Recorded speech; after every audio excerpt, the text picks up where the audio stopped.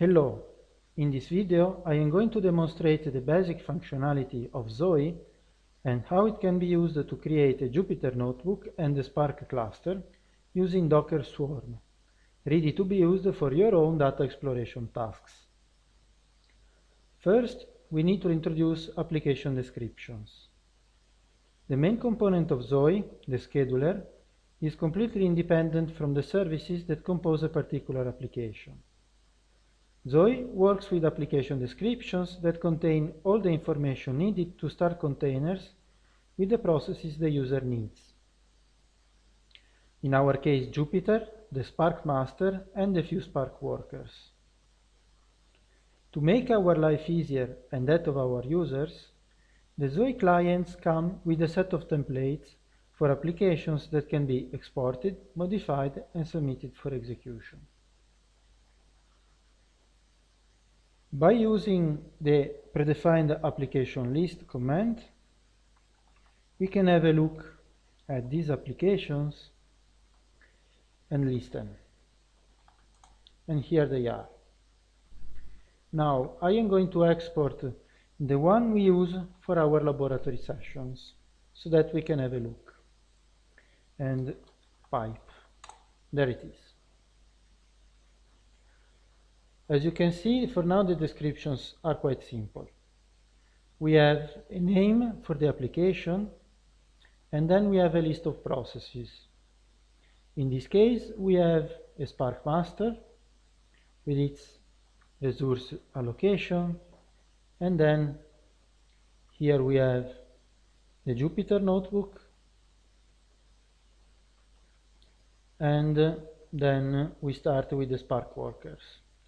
There are three defined in this description. Now I am going to save this description to a file. I could modify this file, for example, to change the number of workers or use another Spark image with a different version. But for this demo, I am going to use the description as it is. So I am going to upload it to Zoe by using the application new command and pass the file I just created. There it is. Now, with the application list command, I can check to see if my application is really there. And there it is. Then I'm going to get to the interesting part. I'm going to start this application so that I can start working with it. To create a new execution, I use the start command. Start, and I pass the name of the application I just defined, and then I give a name to this particular execution. I'm going to call it demo. Now, an execution request has been submitted to the Zoe scheduler. If there are enough available resources, it is started immediately. I know that right now the cluster is not heavily loaded, so probably Zoe has already started our application. But we can check with the execution get command. So execution get, and I pass the ID of the execution. And here we can see that the execution has really been started. It's running, and it has been started 8 seconds after I submitted it. Here we have a nice list of all the endpoints defined in our application, in the processes of our application. I am going to open the Jupyter Notebook interface so that I can start working with it. And from here, I am going to upload a notebook. In particular, I am going to use a notebook from our Advanced Machine Learning course.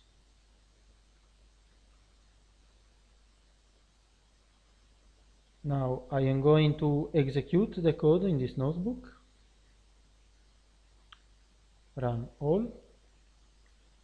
And to actually show you that this notebook is connected to the Spark cluster we just created, I am going to let it run a few seconds and then I will open the Spark application interface. So this notebook is taken from the Advanced Machine Learning course that covers topics of machine learning for big data applications. It is composed of several laboratory sessions where students use notebooks to learn and write code, solving real problems from the industry. Here in particular we have a music recommender system. So it is executing code.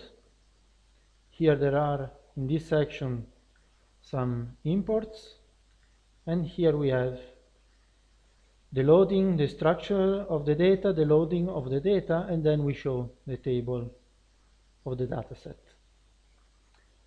So to show you the Spark application web interface, I'm going to open it here, and we can see that it is executing tasks. And we have one job that is currently running with 205 tasks. This concludes this demo. I showed you how to use Zoe command line tools to define the application and execute it, and how it is fast and easy to get from nothing to a fully working, top-of-the-line analytics framework thanks to Zoe. Thank you for watching.